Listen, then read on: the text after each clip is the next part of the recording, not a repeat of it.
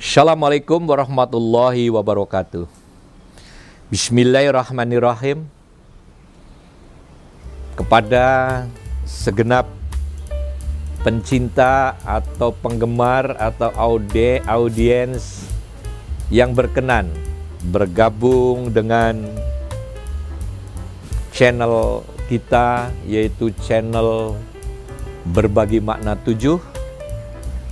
Yang pertama, kita mesti sama-sama mengucapkan alhamdulillah kepada Allah Subhanahu wa Ta'ala karena kita diberi kesempatan dan kesehatan yang cukup sampai hari ini, sehingga pada saat ini kita bisa bersama-sama melakukan suatu pembelajaran yang dalam konteks kami adalah sebuah pengkajian, yaitu pengkajian Islam, yang kami ajak untuk mari kita memaknai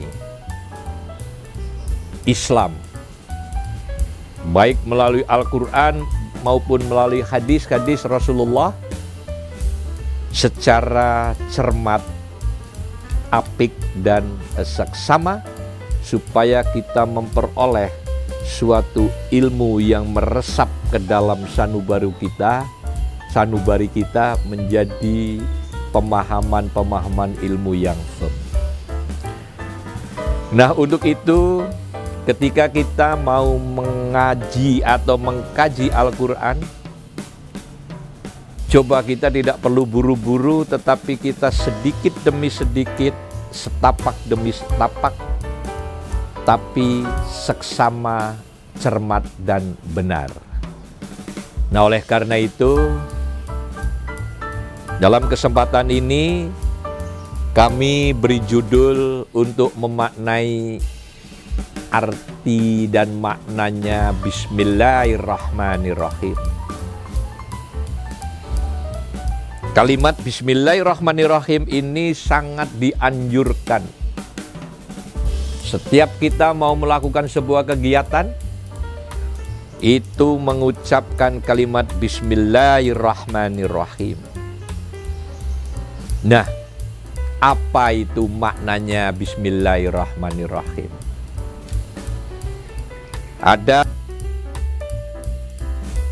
Bismillahirrahmanirrahim itu artinya dengan nama Allah yang pengasih dan penyayang.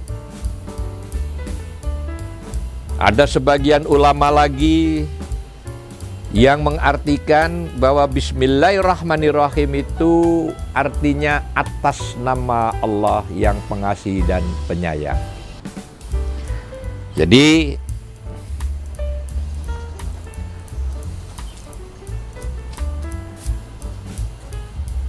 kalimat Bismillah Rahman Nirrahim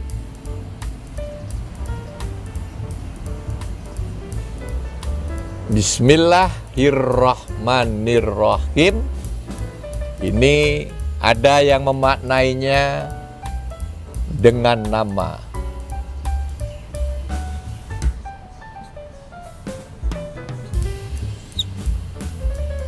Ada yang memaknainya lagi sebagian ulama atas nama.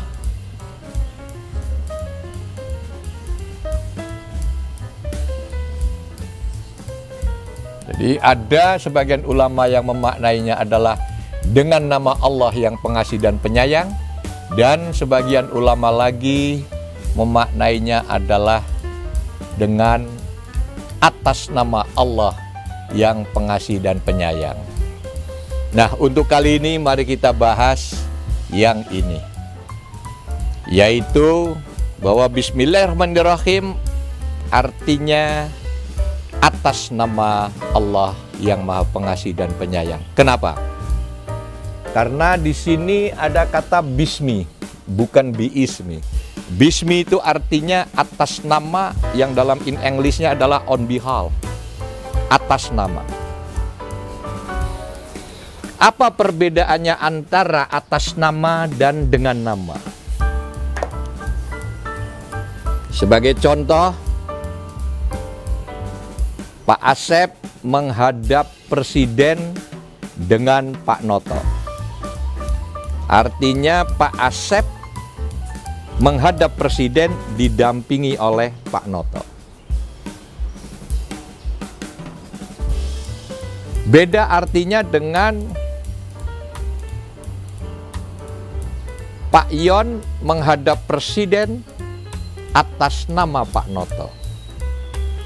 Jadi kalau Pak Asep menghadap Presiden dengan Pak Noto artinya didampingi oleh Pak Noto. Tetapi kalau Pak Yon menghadap Presiden atas nama Pak Noto artinya Pak Yon telah mendapat mandat penuh dari seorang Sunoto. Nah, bagus mana? Lebih berderajat mana? Didampingi atau mendapat mandat? Kita tidak perlu menyalahkan pendapat-pendapat yang lain, tetapi mari kita maknai Bismillahirrahmanirrahim itu dengan pengertian atas nama Allah yang Maha Pengasih dan Penyayang. Artinya apa? Kalau kita adalah makhluk yang mendapat mandat penuh dari Allah Subhanahu wa Ta'ala, berarti status kita ini adalah sebagai duta-duta besarnya Allah di muka bumi.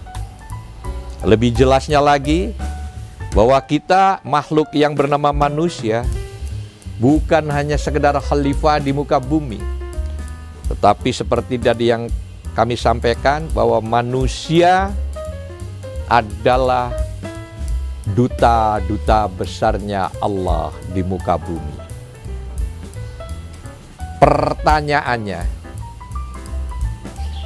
kenapa hanya manusia yang diberi kepercayaan oleh Allah untuk menjadi dubes-dubesnya Allah di muka bumi?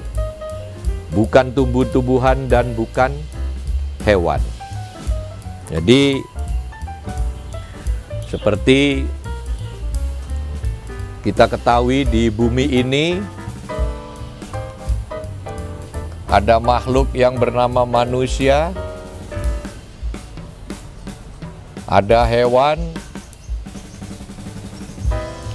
ada tumbuh-tumbuhan,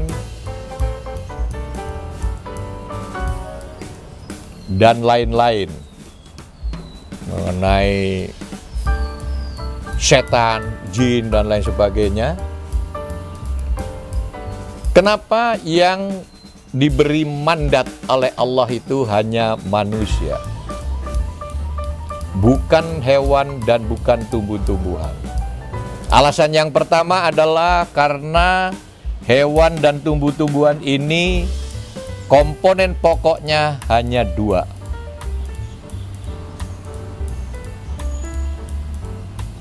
Dua komponen pokok. Yaitu apa? Yaitu jasad dan nyawa.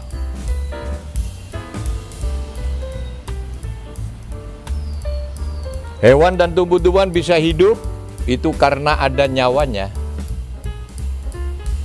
Dan tumbuh-tumbuhan dan hewan bisa tegak karena ada jasadnya.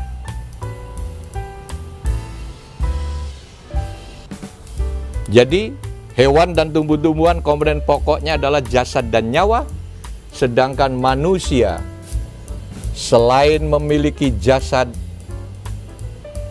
nyawa, ada satu komponen lagi yang istimewa, yaitu roh.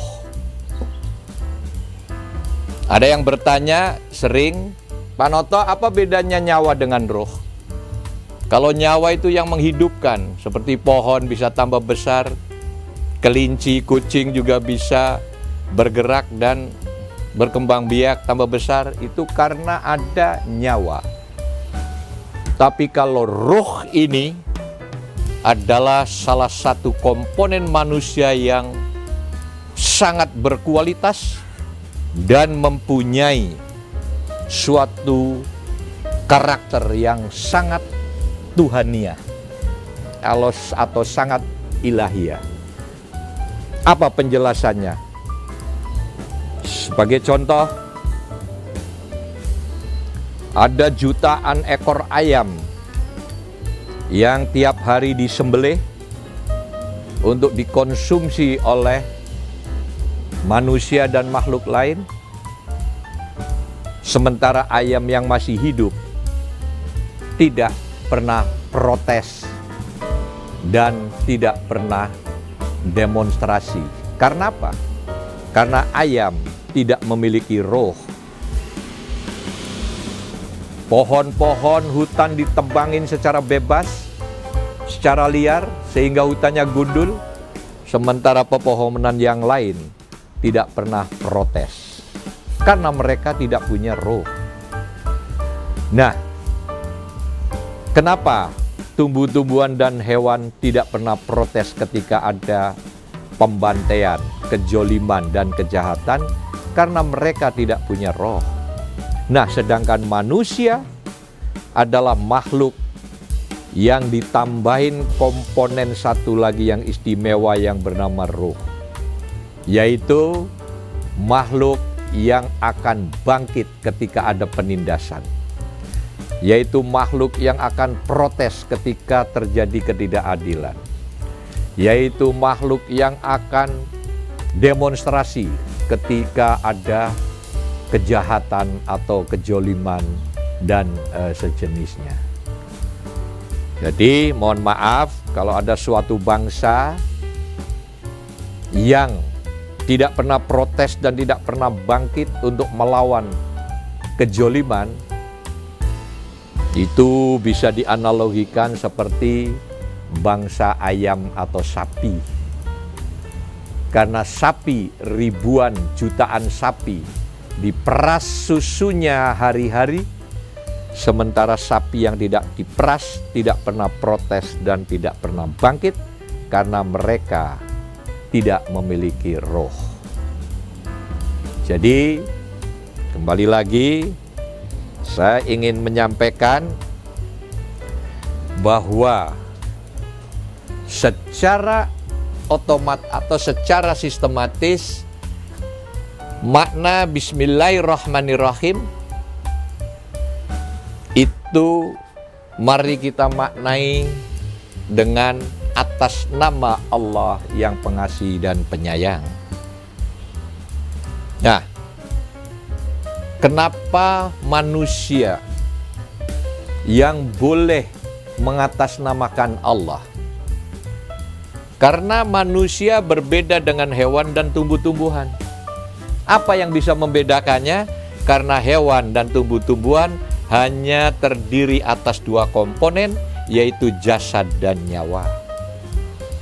Sedangkan manusia adalah makhluk Allah yang selain terdiri atas jasad dan nyawa, ada lagi komponen yang sangat istimewa, yang sangat Tuhaniah atau sangat ilahiyah, yaitu yang bernama roh. Nah, roh ini mempunyai karakter.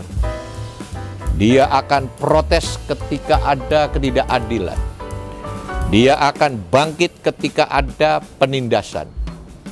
Dia akan demonstrasi ketika ada kejahatan-kejahatan yang dibiarkan oleh pemimpinnya. Jadi, saudara-saudara sekalian, hari-hari kita sering mengucapkan Bismillahirrahmanirrahim dengan kalimat yang sangat pendek dan singkat, tetapi sesungguhnya makna Bismillahirrahmanirrahim ini adalah sebuah kalimat yang kalau kita gali itu memiliki makna yang lebih luas dan dalam, lebih wajib dan in-depth, sampai pada pengertian bahwa kita hanya manusia yang diberi hak oleh Allah untuk mengucapkan Bismillahirrahmanirrahim. Artinya hanya manusia yang diberi hak untuk mendapatkan mandat dari Allah sebagai duta-duta besarnya Allah di muka bumi. Oleh karena itu, saudara-saudara sekalian,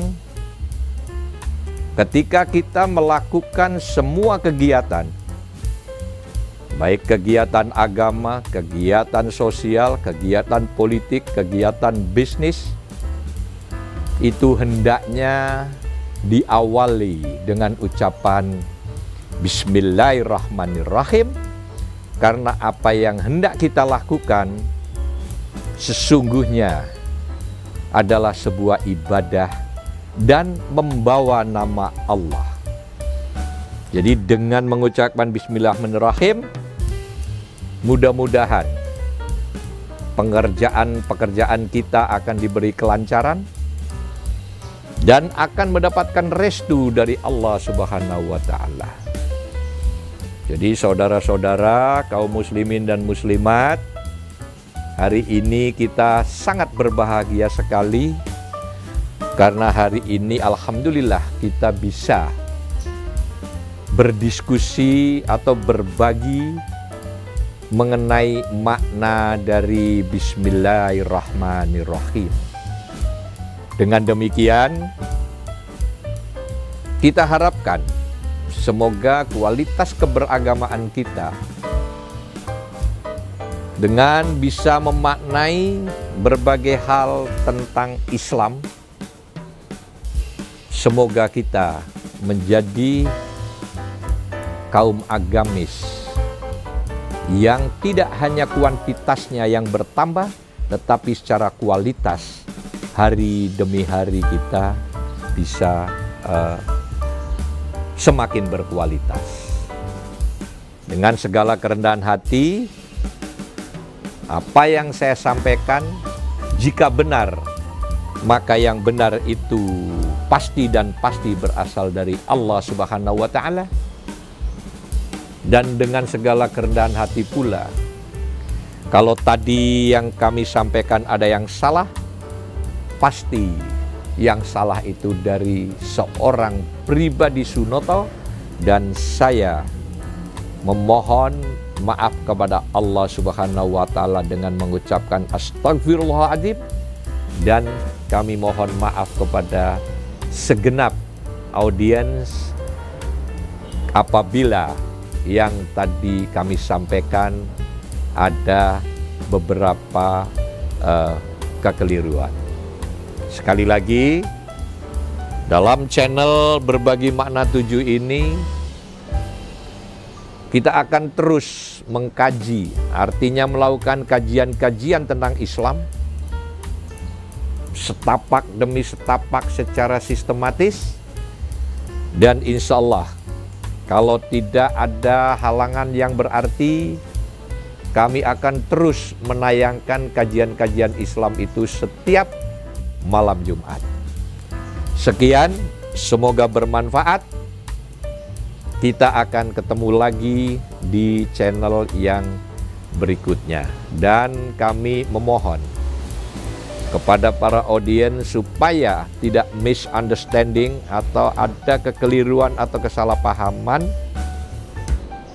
Saya mengajak untuk setiap materi ini difahami dan dimaknai secara pelan, seksama, dan apik.